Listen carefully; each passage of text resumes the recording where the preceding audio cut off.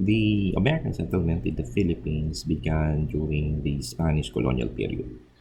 The period of American colonizations of the Philippines ay nagtagal ng 48 years from the concessions of the Philippines to the US by Spain in 1898. Itong 1898, ito yung kasunduan ng Amerika at ng Spain. Ang tawag dyan is the Treaty of Paris. Kung saan binibigay na or isusuko na ng Spanish yung mga bansang kanilang nasakupan, no? Iiwan na nila. Hindi lang sa Philippines, ano pa ba yung nasakupan nila? Pati Puerto Rico and Guam, no? So, ito yung nilalaman ng Treaty of Paris. The United States invaded the Philippines, which was then governed by Spain as the Spanish East Indies during the Spanish-American War. After the conclusion of the war, Philippine revolutionaries declared independence as the revolutionary government of the Philippines, believing that Philippines was not yet fit. Ibig sabihin, hindi pa natin kayang pamunuan yung ating bansa. Kaya yung US or United States ay naging in control ng kabuuan ng Pilipinas hanggang sa binigay na nga talaga sa atin yung full independence noong dahil nga nakita nila na kaya na, no? Binigay na sa atin yung full independence noong July 4th, 1946. So, ano ba yung lasting impact na nangyari? The colonization period of the Philippines formally ended in 1946. Yet, scholars continue to debate about the lasting impact of American settlements sa ating bansa. Critical internationalists of the early Cold War ay nakita, no, the similarities between the US Philippine relations to European imperialisms. A notion of colonialism have been attached in describing the United States relations with the Philippines.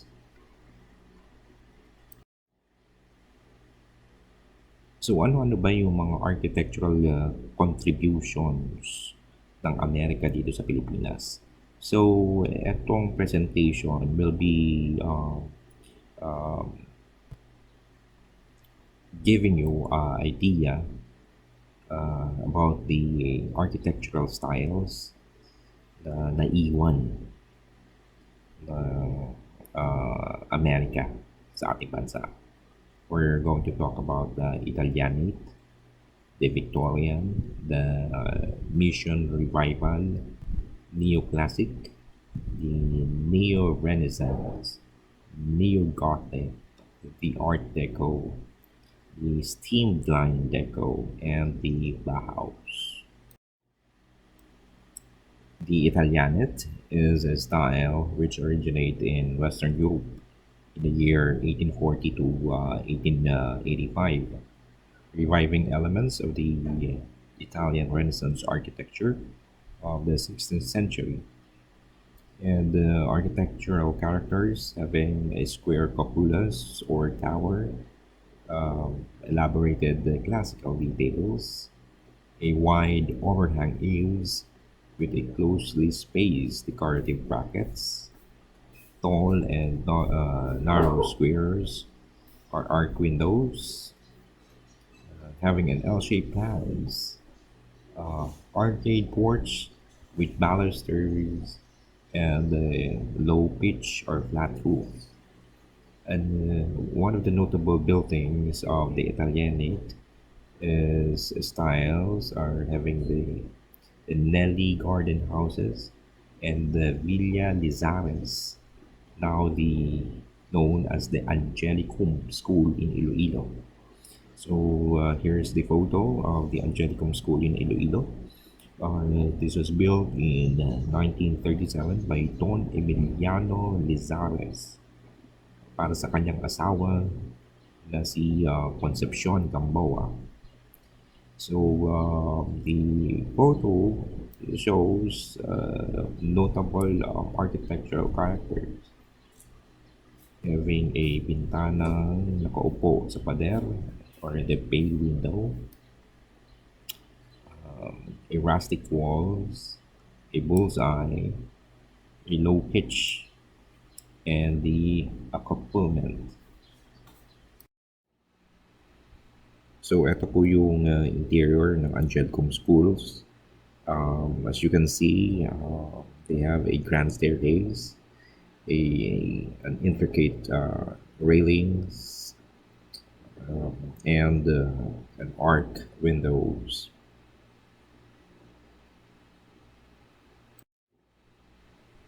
So ito naman is another photo ng Angelicum School. So pinapakita dito yung the details ng ceiling, the cove ceiling, and at the same time yung connections ng mga railings or handrails from the stairways, the grand stairways, up to the hallways. Ito po yung example ng main door ng Italianate. Meron siyang on both sides, meron siyang spherical form. Ang tawag dyan is Salomonica column. It is a type of column with a shaft carved into a twisted or spiral form. At the upper, they have a moldings. No? Ang tawag niya dyan is escudo or coat of arms. It is an emblem often of a heraldic bearings and usually placed above the main entrance door or along the hip gable to wall. Then, covered siya ng arc. We call that a broken bed segmental pediment. It is a type of segmental pediment with a base having an opening at the center, usually applied to a wall, or a door, or window. Then, yung medyo pampakapal, no, para mas ma-highlight yung pintuan, meron siyang adicule. It is a canopied niche. Medyo nakaputrude. Kaya pag sinabi natin niche is a protrusions. A canopied niche or opening flank by pilasters or colonnades. Alright, so another architectural character, American architectural character, is the Victorian. The Victorian is a style in Europe during the reign of Queen Victoria in Great Britain, 1837 to 1901, reviving and or combining the elements nagsama ang Gothic and Italianate style. So ano ba yung mga architectural characters within the Victorian? They have a steep gabled roof and dormers. Meron din silang cone-shaped turrets or square tower with mansard roof. They also have intricate or richly ornamental paneling, trusses, and braces. They also have the paneled exterior walling with either horizontal, vertical, or diagonal designs. And a wide overhanging eaves with exposed rafter ends. So, isa sa mga example ng Victorian is the Philippine University. The Philippine University is a private research university in Dumaguete, Negros Occidental. Established in 1901 as a Philippine Institute of Presbyterian Board of Foreign Missions. It is the first American school in the Philippines and the entire Asian continent. All right. So, the Silliman University, etong structure na to, is an example of Eastern stick style of American architecture in the Philippines. Kaya ako binilugan ng red, no, yung mga columns kasi gawa yan ng cast iron columns and an ornate metal pan na ceiling salvaged from the debris of a jetter in New York.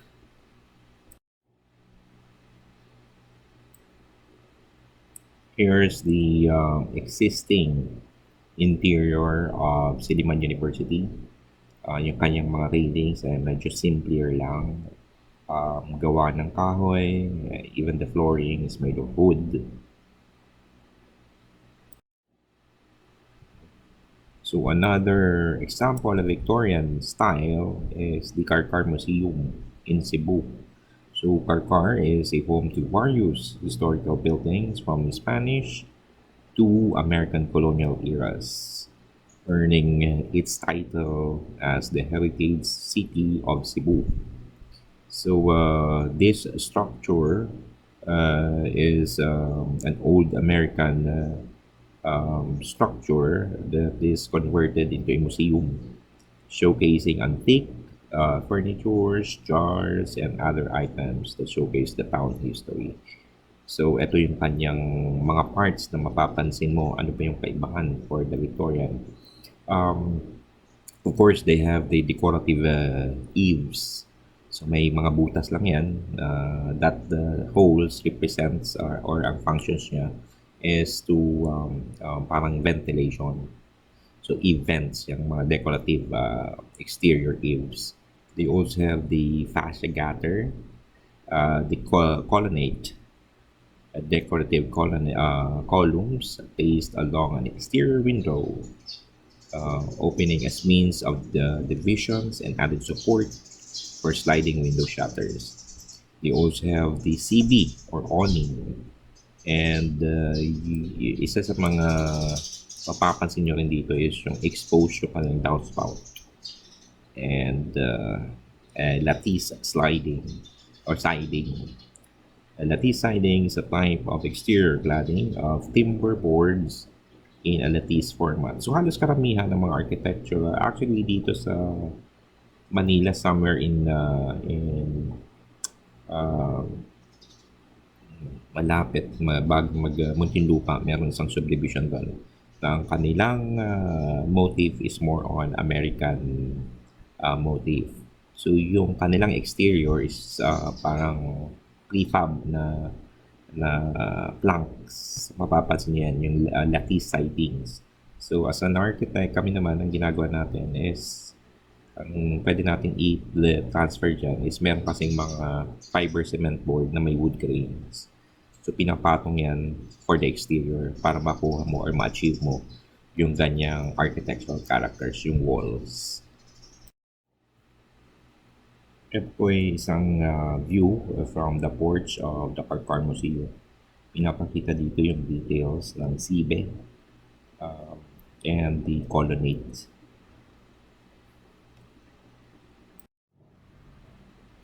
Okay, another architectural style is the Mission Revival. The Mission Revival is an architectural movement which originated in the US at the end of the 19th century, reviving or employing the elements ng Spanish colonial revival style. This has been widely used in California and characterized by use of a low pitch roof. Yung kanyang exterior walls ay stucco, having a wide eaves, malalapad yung eaves with closely spaced exposed rafters, a frontispiece with exposed gabled walls, and imposing square tower with pyramidal roof. So, sa photos, pinapakita na isang example ng Mission Revival, which is hindi na natin makikita ngayon, sa picture na lang, is the Bureau of Science building situated near the University of the Philippines, Manila campus. Before the war, this where Candida Marasigan applied for a rat catcher job. So, in-identify ko naman dito kung ano yung itsura ng square tower with pyramidal roof, the bracketed cornice, mission dormers, or mission parapet. Para mas lubos yung ma-appreciate yung mission revival kung may chance kayong pumunta in Manila, no, yung Philippine Normal University. Yan ay isang example ng mission revival.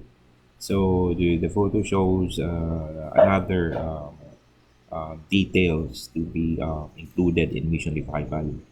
We have the exposed rafter tails, the balconet, the bracketed eaves.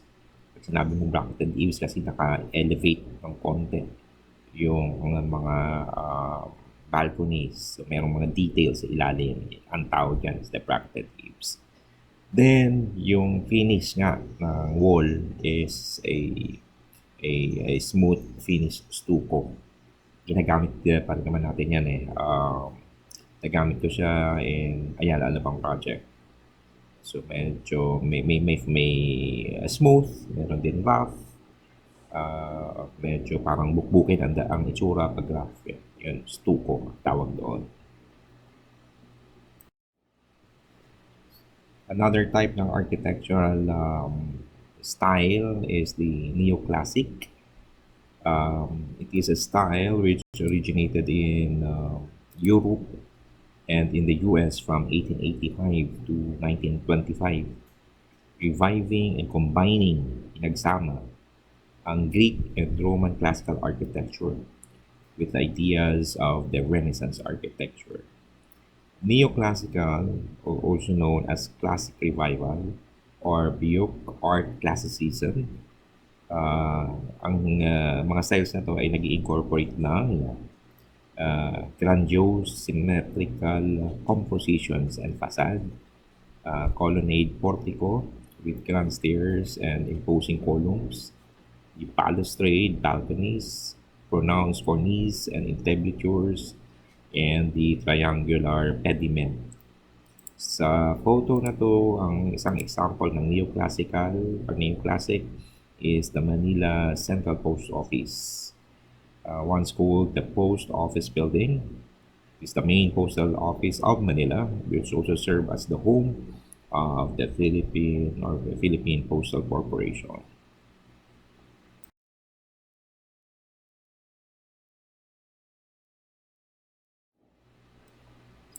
Another view of the Philippine Post Office.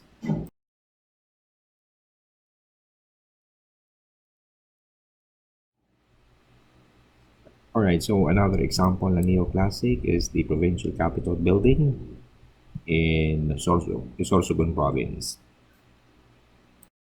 So, ginawa ko ng konting effort to. Here's an actual and a drone um, elevations of the Sorsogon provincial capital ng Sorsogon. So, ano yung parts or character na makikita is they have the pediment.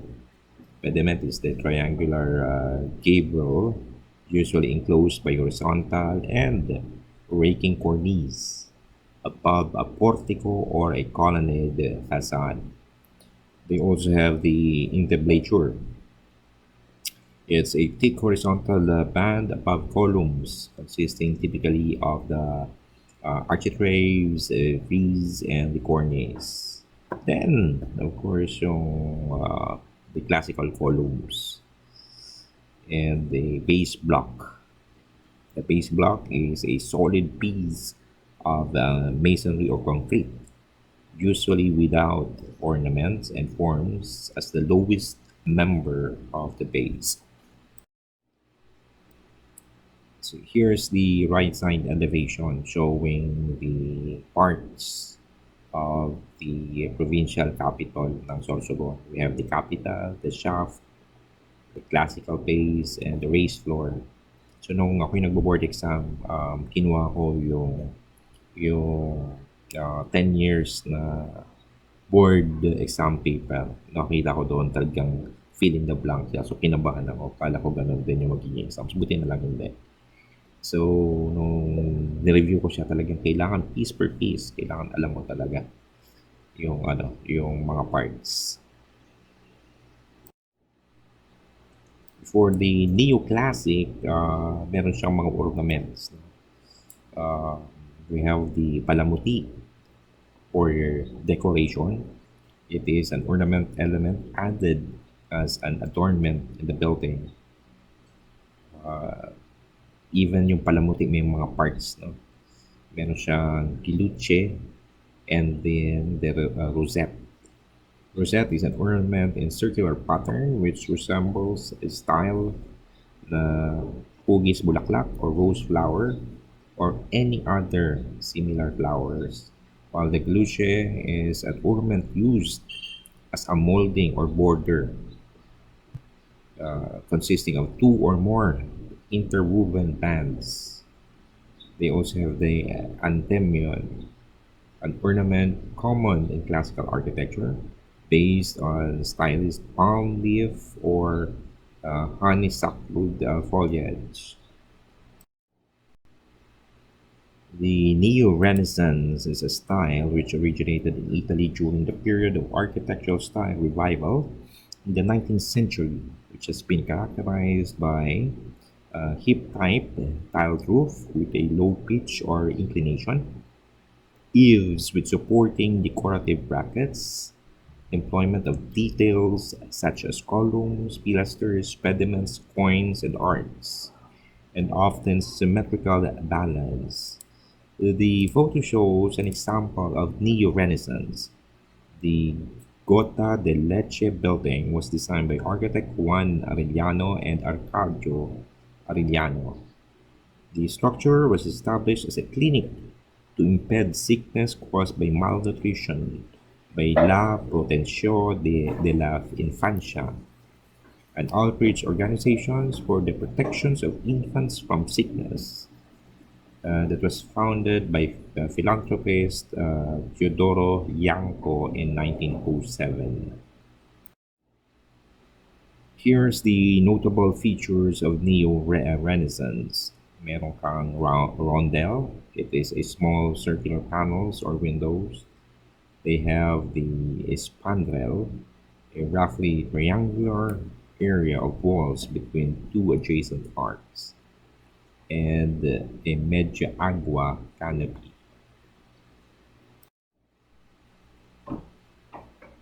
Another example of Neo-Renaissance is the Ayuntamiento de Manila.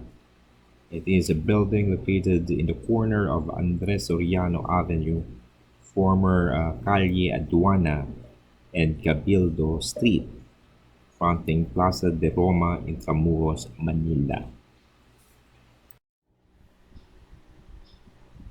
Okay, we have Neo-Gothic.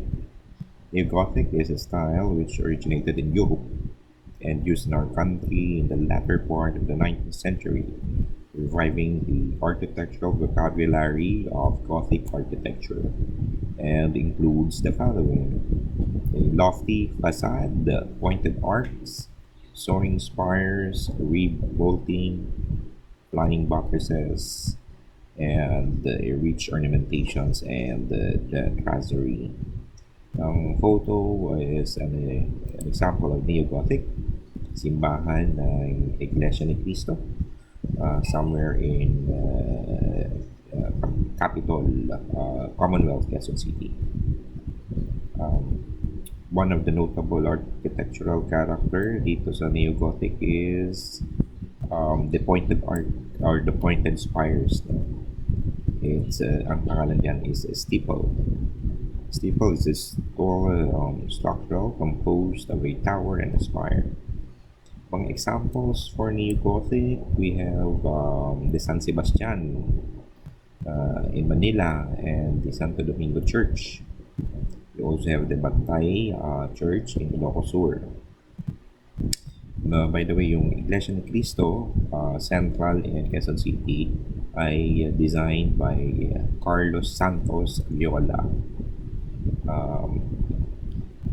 having a modern adaptations of architecture.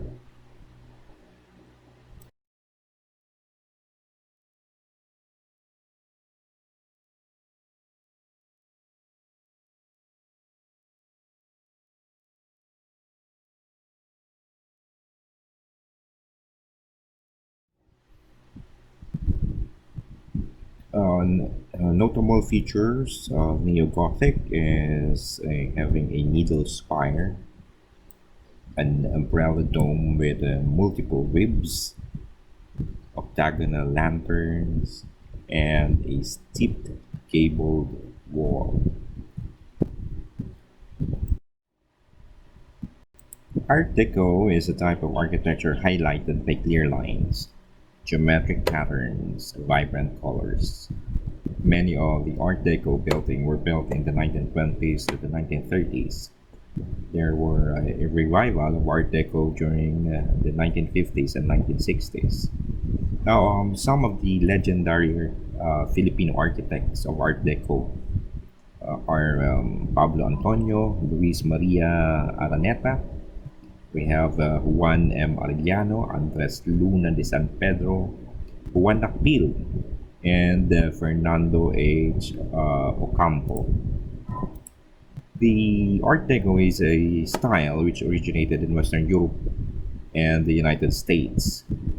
Um, its notable features is having a steep gables, sculptured panels, curved corners and edges, the chevron and zigzag decorations, a round bathole windows, and an element in groups of three. And one of the significant buildings for this is the Metropolitan and the Capital Theater in Manila. We also have a Villanueva building in Iloilo City. The Metropolitan Theater is a Philippine Art Deco building found near the Mehan Garden, located on Padre Burgos Avenue corner, Arocero Street, near the Manila Central Post Office. It was designed by Juan M. Arellano and inaugurated on December 10, 1931. The slide shows the character of an Art Deco, architectural character of an Art Deco, having a sculptured panels, a steep gables, a curved edge and corners, the stained glass, a bird or paradise gates, and a Muslim minarets. Isa pang example ng Art Deco is yung design ni Andres Luna de San Pedro, the first United building sa Escolta, Manila. I already included here in the slide the Art Deco style characteristics. And these are having a steamed line for the modern design and angular geometric patterns na nilalagay sa labas, panlabas, or the facade, gaya ng zigzag, sunburst, chevrons, sweeping curves, Egyptian motifs, floral motifs, bird motifs. We also have the ziggurat, known as the staggered or tiered pyramid shapes. The Art Deco's characteristics is also a symmetrical, repeating patterns, used of bold colors, specifically green, yellow, turquoise, and rupee. Another character is a gold accent, inlaid stained glass, and the liberal use of sleek looking materials, stainless steels, aluminums, marbles, and glass. This is the grand staircase of the first United building, an example of Art Deco style. The Capitol Theater is also an example of Art Deco along Escolta, designed by Juan Nakpil, has an Art Deco frieze by Italian sculptors Francisco Riccardo Monti on its interior. Isa sa mahilig din gumamit ng Art Deco ay si architect Pablo Antonio. Itong photo is an example ng kanyang gawa, the Far Eastern University. Alam niyo ba na si Pablo Antonio ay graduate ng Mapua Institute of Technology? Okay? And then, nasa ilalim siya ng patnubay, no, pagtuturo ni Tomas Mapua, the first registered architect. Ang kanyang PRC ni Tomas Mapua ay 1, PRC number 1. We also have the streamlined deco. It is a latter strain of Art Deco, which originated in the United States in 1930s. It is simple, unadorned, and linear. Isa sa the notable features is having a rounded streamlined corner, ang paggamit ng glass black walls, banded parapets. We also have an open deck, porthole windows, and a triple pipe railings. One of the examples for the streamlined deco is the Quezon Institute, the isang hospital sa Quezon City. The hospital is operated and managed by the Philippine Tuberculosis Society, Inc., which also owns the property where the hospital stands.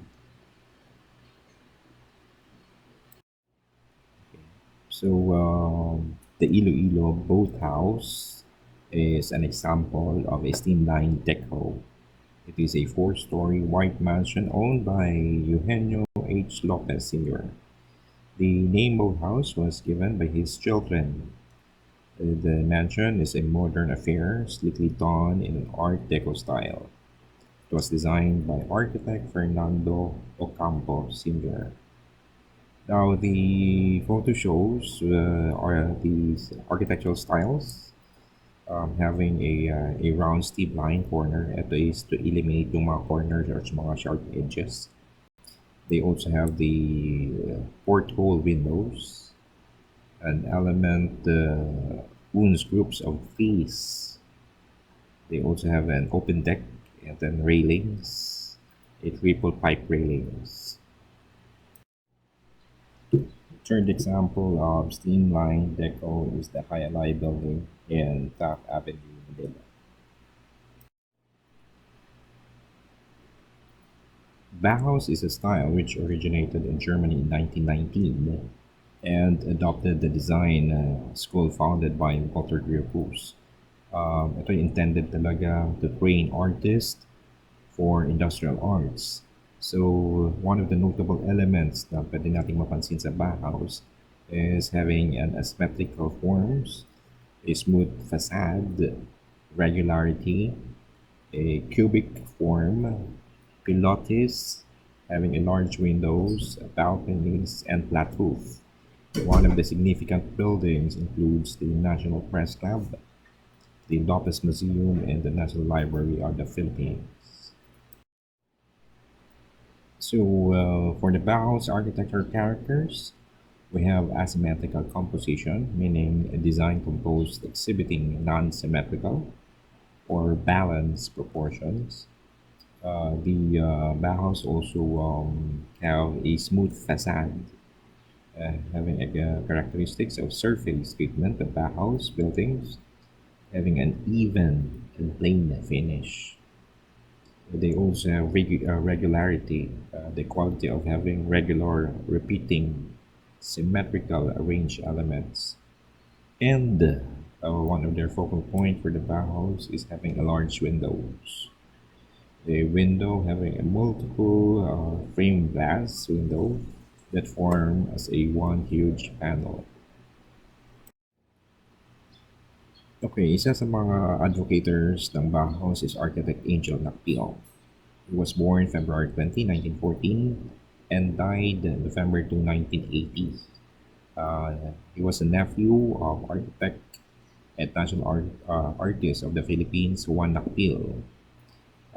Kanyang parents ay si Enriqueta Sancho and Ramon Nakpil. He finished his secondary education in De La Salle University and then studied architecture, no, and received ng kanyang diploma 1936 sa University of Santo Tomas.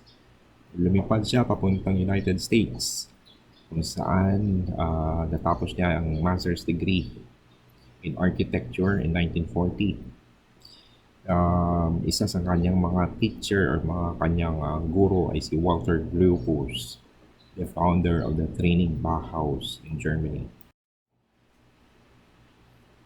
Another notable example of Bauhaus is the National Library of the Philippines or the Pambansang Aklatan ng Pilipinas. Architectural characters to be found is they have a vertical bristle. It is a vertical sunshade elements installed to the building exterior to reduce the solar heat by preventing direct solar exposures on glass windows and fenestration.